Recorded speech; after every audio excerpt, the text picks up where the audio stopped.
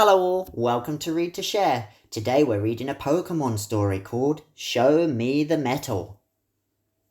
After stowing away on a boat that brought our heroes from Pony Island, some strange metal-munching creatures have landed on Melemy Island.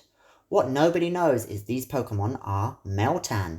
What mischief will they get up to next? Over at the Pokemon school, class had begun and Professor Kuke had planned an interesting lesson. Today we'll be studying electronics, the professor announced. Sephoracles has designed a Pokemon training machine, and I want you all to try to build it. All the tools you need are right here, Sephoracles told his classmates. Great, I've never done a project like this before, said Mallow. I'm fired up, Kiawe smiled. First we'll study the example to understand how it works, said Professor Kuke. Right, the class all cheered. As the friends worked together, little did they know that below them in the Ultra Guardian's base, some strange creatures were causing trouble with a capital T. Meltan. They had munched through any metal they could find, from buttons to switches to chair legs. Clefable chased the greedy critters into the lift, which took them up to the Pokemon school. Ash and his classmates were too busy working to notice the creatures heading towards their next snack. A tool crate full of metal treats. Hey Ash, said Sephoracles, hand me the box end wrench, would you? Sure, Ash replied, handing him the first tool he found. Nope, sighed Sephoracles, that's an adjustable wrench. So Lily went to fetch the tool along with a hex nut. But when she picked up what she thought was a hex nut, something squishy was attached to it. What is that? Gasped Ash. Everyone wanted to inspect the creature and began prodding and squeezing it. They didn't realize that it was a Pokemon. To defend itself, the Meltan used Flash Cannon, releasing a stunning blast of light energy. Whoa! Everyone cried as Lily quickly let go of the creature. It can't be a Pokemon, can it? Kiawe exclaimed. Rotom-Dex ran his checks. No data, he bleeped. Even Professor Kuke had never seen a Pokemon like this before. What a discovery! Look, cried Sephoracles, peering into the crate. There are tons of them in there. Lana's Eevee, Sandy, tried to make friends with the Pokemon. When it playfully began to bash the crate, the Meltan launched their powerful move again. Ash saw the danger and acted fast. Pikachu, use Electro Web, he cried. A web of electric beams appeared just in time to protect Sandy from the blast. Thank you, Lana sighed. Take care around these creatures, warned Professor Kuke.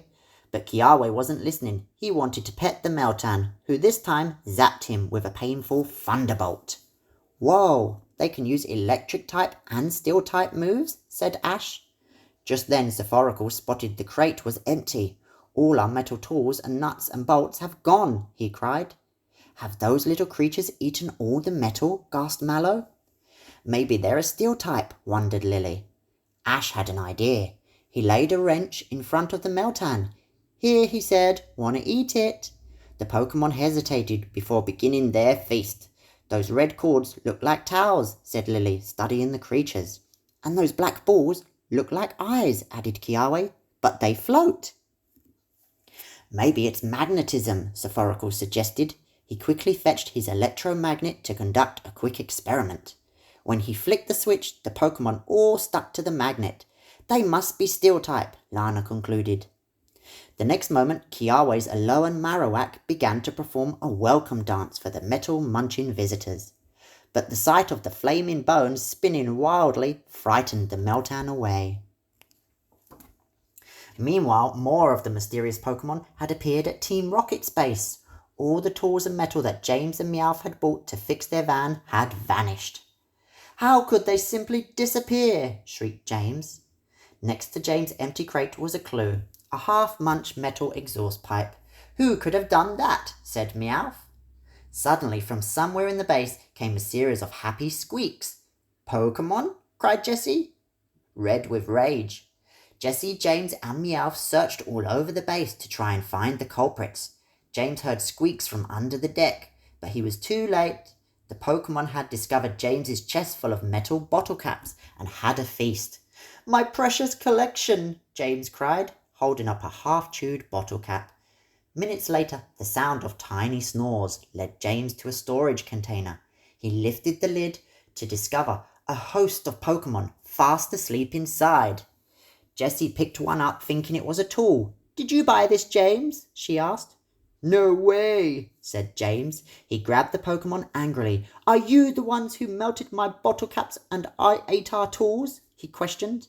The Meltan replied by sending a blast James's way, which woke the rest of the Pokemon. Flash Cannon sure was a powerful move. While Team Rocket was startled, the tiny creatures fled.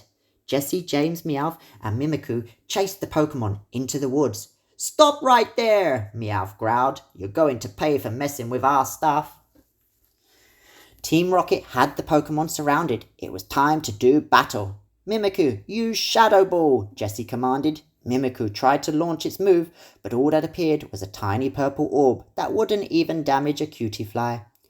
James tried next with his Mareanie. "Use Fight Cannon," he ordered. This time Team Rocket Pokemon fired a blast of light in the enemy's direction, sending the mini Meltan flying.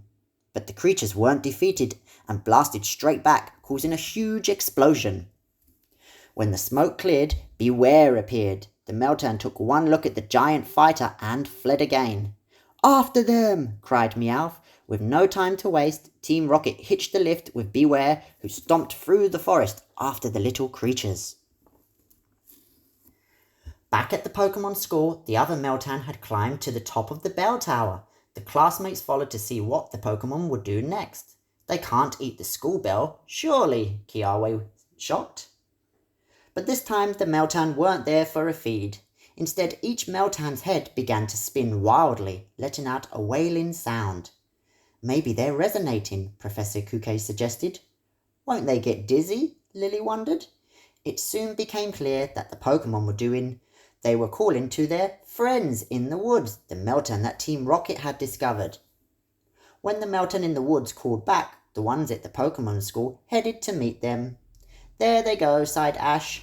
"True," said Professor Kuke, "but we've gathered lots of data on these creatures." "I'm data filled up," Rotom-Dex agreed. Professor Kuke was right. Ash was excited to go home and speak to Professor Oak. He had so much to tell him. "We might have found something amazing," Ash told Professor Oak as they chatted that evening. "A new type of Pokemon? Rotom's sending the data to you now." "What's this?" said Samuel Oak, studying the data. "A creature that eats metal for food and sticks to magnets. It can make its head spin and launch electric type attacks. It could be a steel type too," Ash explained.